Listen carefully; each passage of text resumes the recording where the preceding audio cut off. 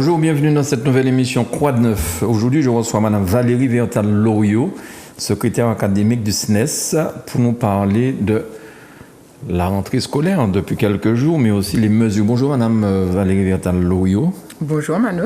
Merci beaucoup d'avoir accepté notre invitation. Alors, en ce moment, on parle beaucoup, en France, mais aussi en Martinique, on parle des écoles, on parle d'Omicron, on parle de classes fermées. Les parents ne savent pas quoi penser. Est-ce que vous pouvez nous éclairer un petit peu sur tout ça, Mme Vertal? Oui, alors ça fait à peu près 10 jours qu'on est rentré des vacances de Noël, de fin d'année. Il y a naturellement des conséquences de l'épidémie sur l'école. En fait, l'école est à l'image de la société. Il y a beaucoup de personnes qui sont malades, des élèves, mais aussi des personnels de tout type, des enseignants, des surveillants, des agents de service, etc. Tout type de personnel qui sont malades. Donc il y a des répercussions naturellement sur nos classes, puisqu'il y a dans certaines classes ont été fermées dans certains établissements, notamment à Bellevue. J'ai beaucoup entendu parler de Bellevue avec beaucoup de classes fermées. Une quinzaine de classes à peu près? Une quinzaine, on m'a même parlé de 17 classes. Et il y a aussi, parce qu'il y a aussi derrière des cas déclarés, il y a aussi des cas contacts qu'il faut aussi éloigner, parce que malheureusement, nos élèves ont la mauvaise habitude, et je l'avais déjà dit sur votre antenne, de ne pas mettre le masque une fois qu'ils sont à l'extérieur des salles de classe. Donc ça pose un vrai problème, et la diffusion du virus se fait d'autant plus que Omicron se transmet très facilement. Donc il y a des classes avec peu d'élèves. Excusez-moi, de ne pas mettre le masque à l'extérieur? À l'extérieur des cours, les élèves enlèvent le masque. Malheureusement, plus on leur explique l'importance. Il faut le garder. C'est obligatoire à partir du moment où on est dans l'enceinte de l'établissement. C'est ça. Si on doit manger, naturellement, on s'écarte de ses camarades, on mange et on remet le masque une fois qu'on s'approche des camarades. C'est ça. Et malheureusement, ce n'est pas ce qui est fait, et ça pose de vrais problèmes, parce que derrière, il y a des problèmes aussi pédagogiques, tout simplement, parce que quand on fait cours à une classe de 8 élèves, c'est ce qui a été mon cas ce matin, j'ai fait cours à une classe de 8 élèves, ça veut dire qu'il y en a une quinzaine, voire une vingtaine qui sont à la maison, qui sont malades et qui n'ont pas suivi le cours. Et j'avance dans mon programme, surtout qu'on a des examens en mars. Justement, il y aura des répercussions sur ces examens au mois de mars. Naturellement. Est-ce qu'il y a moyen de récupérer ces cours par Internet? Est-ce qu'il y a quelque chose pour essayer de faciliter la vie à ces enfants malades? Dans votre cas, vos 15 qui étaient absents ce matin. Vous dites un gros mot, Internet. Ça ne marche pas dans les établissements scolaires. Ça ne marche pas. Donc, on n'a pas suffisamment de machines, on n'a pas suffisamment de bandes passantes pour pouvoir tous être sur Internet en même temps. Donc, il n'y a pas de moyen. C'est les enfants qui doivent rattraper les cours avec les camarades qui ont participé au cours. Et aujourd'hui, on est dans cette situation extrêmement difficile qui fait que beaucoup d'élèves ne suivent pas. Et des fois, on fait des choses hyper importantes qui sont fondamentales pour l'examen de mars, de la méthodologie, comment faire, parce qu'on apprend aussi à faire au-delà des connaissances. Ça pose de vrais problèmes, surtout en Martinique, où on est rentré plus tard. Et on a connu une rentrée très dégradée à cause de l'épidémie. Vous vous rappelez que d'à peu près septembre à novembre, aux vacances de la Toussaint, on était en demi-jauge. Oui. Alors, vous dites qu'il y a aussi des professeurs absents. Alors, est-ce que vous avez suffisamment je crois que ça s'appelle des îles? Je ne sais pas si c'est toujours ce terme. Îles, c'est pour le premier degré. C'est le premier degré. Donc, le principe, ce sont des professeurs qui sont là pour aller faire des remplacements lorsqu'il y a des professeurs malades. Est-ce que le rectorat avait recruté suffisamment de personnes de ce type pour remplacer les malades? Alors, dans le second degré, c'est différent. On appelle ça les TZR, les titulaires sur zone de remplacement. Ce sont des gens qui ont passé le concours, mais qui sont des remplaçants. Donc, ils vont remplacer les collègues absents à des moments précis, de manière ponctuelle. Malheureusement, depuis ces dernières années, nous l'avons déjà suffisamment répété partout. Il y a eu énormément de suppression de postes, donc il n'y a presque plus de TZR. Donc ça veut dire que quand un professeur est absent, il est absent et l'élève n'aura pas de professeur. Et c'est ça qui nous fait dire que ce n'est pas acceptable ce que l'État est en train de faire. Tout simplement parce que ça fait 2 ans qu'on est dans une situation épidémique extrêmement grave, et depuis le temps, on aurait pu recruter des personnels. Il y a des choses à faire pour pouvoir essayer de maintenir la sécurité à l'intérieur de nos classes. Et je tiens à le dire, et je l'affirme encore, et à chaque fois que j'ai la possibilité de le dire sur des ondes, je le dis, le SNES ne veut pas que les établissements scolaires ferment. Le SNES ne demande pas la fermeture des établissements scolaires. Le SNES veut, par contre, que les établissements scolaires soient en capacité d'accueillir les élèves, mais aussi, bien sûr, les personnels de tout type, dans des conditions de sécurité. Et aujourd'hui, ce n'est pas le cas. Vous parlez de conditions de sécurité. Je vois que vous avez un très beau masque, mais je crois que c'est le top des tops. Est-ce que c'est l'académie qui vous a donné ces masques à partir de la rentrée de janvier? Bien sûr que non. Ça fait 2 ans qu'on est dans une épidémie. On a eu des masques en tissu et on n'a strictement rien eu de plus. Donc là, c'est vous-même qui avez acheté ce masque-là? C'est moi qui ai acheté mes masques FFP2. Et le pire, c'est que... Qui garantit une meilleure sécurité, hein, qui garantit, à ce que disent les spécialistes, une meilleure sécurité. Le pire, c'est que le Premier ministre nous promet des masques chirurgicaux, donc les précédents, à l'heure où tout le monde parle des FFP2, nous promet des masques chirurgicaux pour la fin du mois. Donc on est obligé de payer de notre poche les masques FFP2 si on veut être convenablement sécurisés. C'est une injure qui est faite à l'ensemble du monde de l'éducation.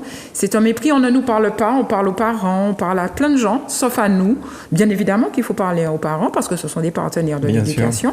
Mais on ne peut pas parler qu'aux parents, on ne peut pas alléger des protocoles, mettre en place des protocoles que personne ne comprend et ne pas s'inquiéter de la sécurité de ses personnels.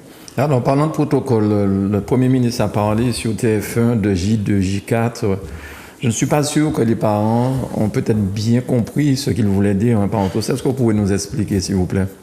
Oui, alors il y a une procédure, un protocole, c'est la seule chose qu'il y ait, puisque dans tout le reste du protocole, il n'y a pratiquement rien, c'est les tests. Oui. Au début, à partir du moment où on était cas contact, où on était cas déclaré, il fallait faire des tests. Alors, quand on est cas contact, il faut faire un test à J0, c'est-à-dire le jour où on sait qu'on a été en contact avec quelqu'un qui a le Covid, même si ça nous paraît assez curieux parce que c'est pas toujours le jour, il y a un temps d'incubation, à ce que nous disent les médecins. Enfin, je suis pas médecin, mais j'écoute quand même ce qui se dit. À J0, à J2 et puis à J4. Ils ont supprimé à J4 les tests à J4, mais par contre, il y a quelque chose qui est un vrai problème parce qu'ils ont demandé désormais que ce soit des tests, des autotests. Et les familles vont s'engager par le biais de déclarations à dire qu'ils ont fait un autotest et qu'il était négatif à leur enfant et qu'il était négatif. C'est ça que vous puissiez savoir si ce test a été véritablement fait. Alors, on préfère faire confiance aux familles parce que je pense quand même que tout le monde est conscient de la difficulté et de la pandémie qui touche tout le monde. Et je pense que personne n'a envie que ses enfants soient malades et qu'ils les apportent surtout. Qu'ils apportent surtout la maladie à la maison, aux grands-parents, etc. Et on sait les conséquences de cette maladie. Mais il y aura quand même des personnes qui vont certainement essayer de détourner la règle. Et c'est ça. Donc on simplifie la vie des parents, je l'entends, même si on sait très bien que les tests qui sont les plus fiables sont ils sont faits par des professionnels. Et on dit même que les antigéniques de la pharmacie ne sont pas si sûrs que ça. Seuls les PCR permettent d'avoir un résultat qui est un peu plus sûr, qui est bien plus sûr. Donc aujourd'hui, on s'interroge des simplifications à outrance qui vont faire que, en fait, la maladie va circuler. Ils disent qu'Omicron est moins grave. Mais sur une population qui est peu vaccinée comme la nôtre, on le sait aussi, je ne sais pas si les conséquences seront les mêmes. Je n'en sais rien, je ne suis pas médecin, mais tout le monde s'interroge en tout cas en Martinique. Oui. Alors, est-ce qu'on vous a donné plus de personnel aussi pour passer dans les classes, nettoyer, désinfecter, histoire d'essayer en tout cas de court-circuiter ce virus? On ne sait pas comment il se transmet réellement. Donc, est-ce que vous avez du personnel pour, après chaque classe, pendant l'interclasse, faire un nettoyage complet? Encore un gros mot, non. Il n'y a pas de personnel supplémentaire. On aurait... Alors, les choses ne sont pas exactement les mêmes dans le premier degré et dans le second degré, puisque dans le premier degré, il y a une classe par salle. Dans le second degré, c'est beaucoup plus difficile à mettre en œuvre, parce que souvent, il y a du matériel, il y a des choses font que les élèves changent de salle à chaque heure. Peut-être qu'il n'aurait pas fallu nettoyer à chaque heure, ça aurait été difficile en termes de temps scolaire aussi perdu, mais entre midi et 2, par exemple, et ça ne se fait pas. Ça ne se fait pas. Et pour ça, il faudrait aussi que les collectivités puissent embaucher des personnels nouveaux. Et aujourd'hui, on ne peut pas demander aux mêmes personnes qui sont déjà là de faire leur travail, plus un travail supplémentaire. Ce que nous comprenons aussi, puisque je rappelle quand même qu'on est une organisation syndicale et que c'est la qualité du travail aussi pour nous qui est importante. Mais il faut aussi embaucher des personnels. Et strictement, on n'entend rien. Il n'y a strictement rien. On a l'impression, sincèrement, que l'école est la dernière roue de la charrette et que personne ne s'en inquiète. Alors, quand vous parlez des autorités, des collectivités, pardon, est-ce à dire que ce personnel-là dépend de la collectivité majeure de la Martinique, à savoir la CTM, ou est-ce que ce sont des employés de l'Éducation nationale?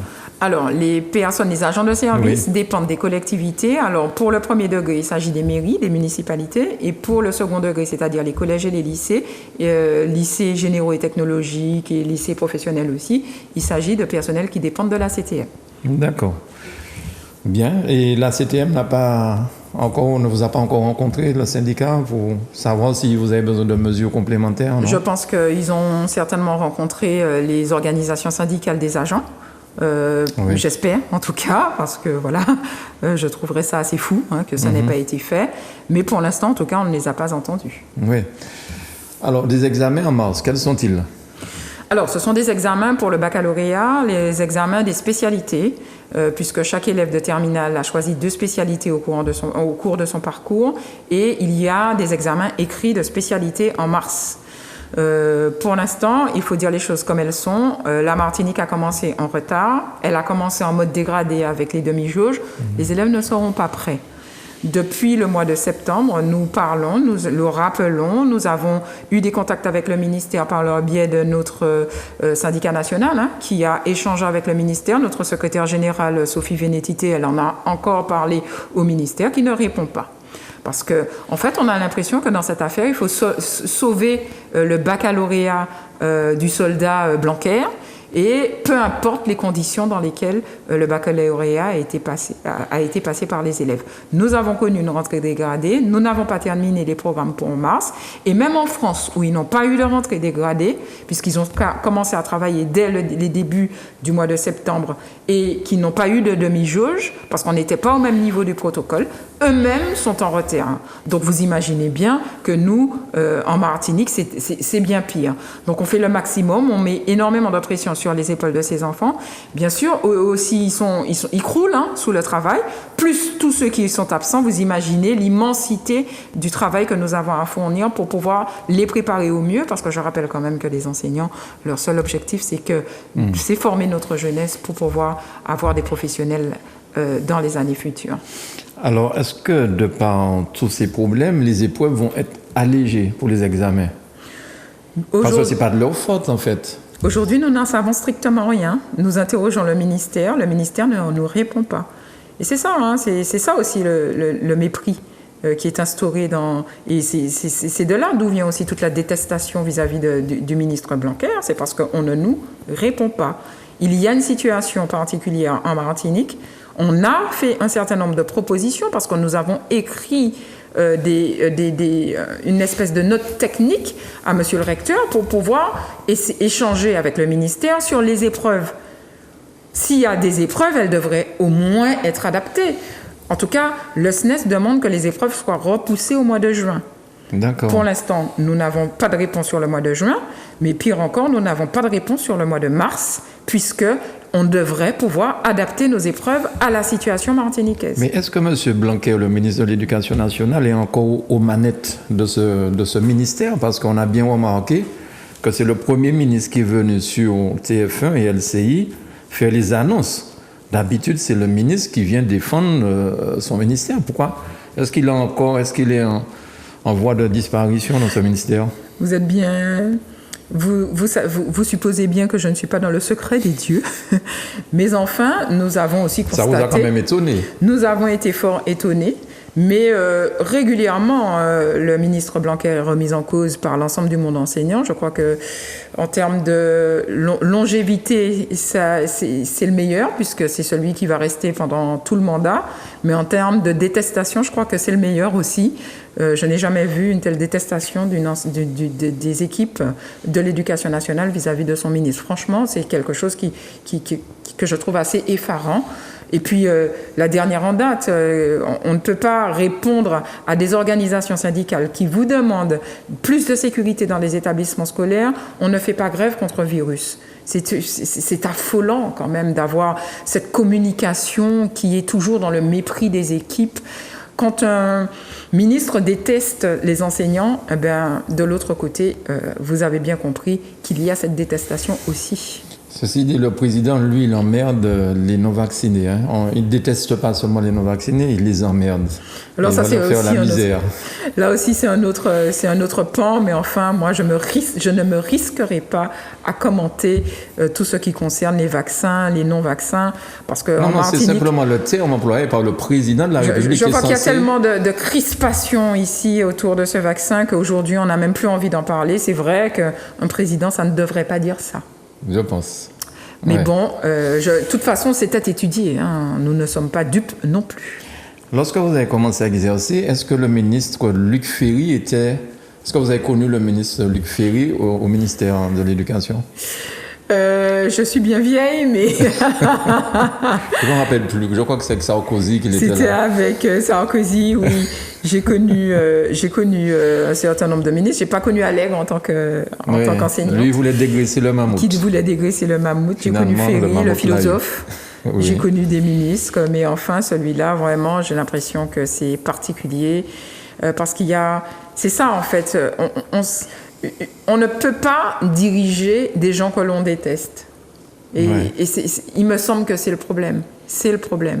On avait des choses à reprocher à Najat Vallaud-Belkacem aussi, notamment la réforme des collèges, qui a eu, pour laquelle on a beaucoup bataillé. Cependant, aujourd'hui, on a vraiment l'impression d'une détestation d'un ministre vis-à-vis de ses équipes. Et ça, c'est un vrai problème. On ne peut pas ne pas parler à ses équipes. On ne peut pas passer par la presse avant de nous donner un certain nombre d'informations sur les protocoles qui sont suivis. C'est ça le mépris. Oui. C'est ça le mépris.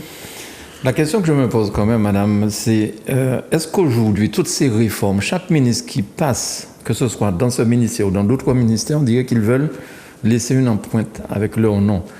Est-ce qu'aujourd'hui, l'école est plus performante que l'école qu'on a connue? Bon, je suis bien plus vieux que vous, madame, mais il y a 20-30 ans. Est-ce que vous avez vraiment l'impression que l'école est devenue meilleure avec toutes ces mesures-là qui arrivent avec les nouveaux ministres? C'était une discussion comme par hasard avec un ami hier concernant l'école et l'excellence. On voudrait pouvoir être en capacité de mettre en place l'excellence dans l'école publique, mais quand on veut mettre l'excellence dans l'école, on veut mettre en place l'excellence dans l'école publique, il faut des moyens derrière. Il faut être en capacité aussi, en termes de programme, à vouloir le meilleur pour nos élèves et à ne pas se contenter d'apprendre à lire et à écrire et à compter.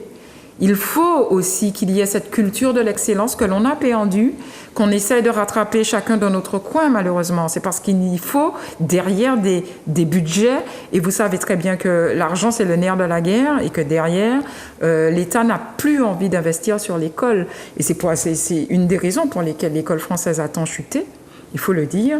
Mais nous, enseignants, on nous laisse bien seuls face à ce désir, cette volonté d'excellence qu'on voudrait mettre en place dans nos classes, mais qui, avec les moyens, le peu de moyens que l'on a, les interdictions que l'on a encore aujourd'hui, font que nous sommes bien dépités face à ce qui est devenu notre école, mais nous y croyons toujours. C'est la raison pour laquelle on est encore là.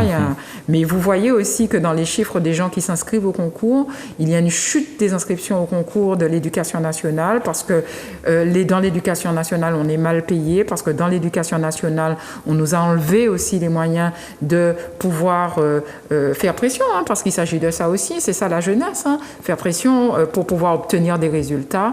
Et je crois qu'il faudra qu'on se penche véritablement sur l'école de l'excellence de plus en plus. On aurait pu penser que le président de la République, ayant comme épouse une ancienne prof, aurait peut-être dirigé vers cette école de l'excellence que vous appelez de vos voeux.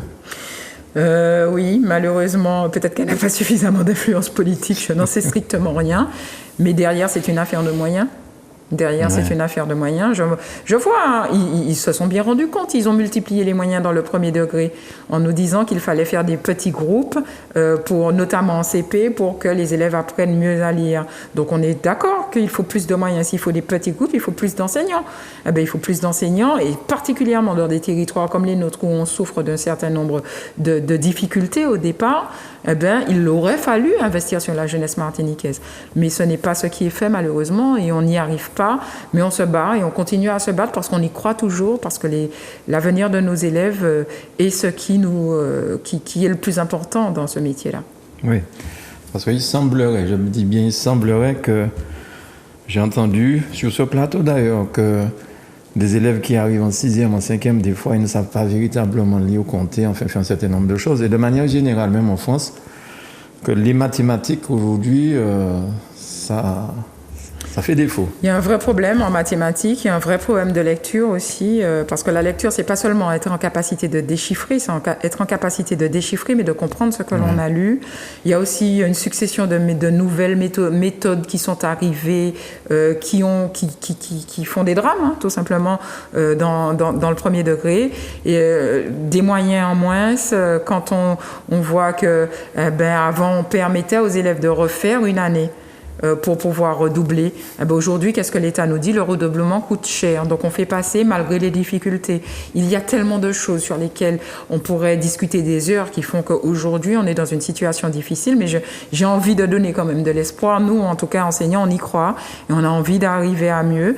Et c'est pour ça, d'ailleurs, qu'on se bat. Et c'est d'ailleurs pour ça aussi, parce qu'on a besoin de moyens pour pouvoir garder nos établissements ouverts. Et c'est pour ça qu'on sera en grève demain. Parce qu'à un moment, ça suffit. La grève est maintenue.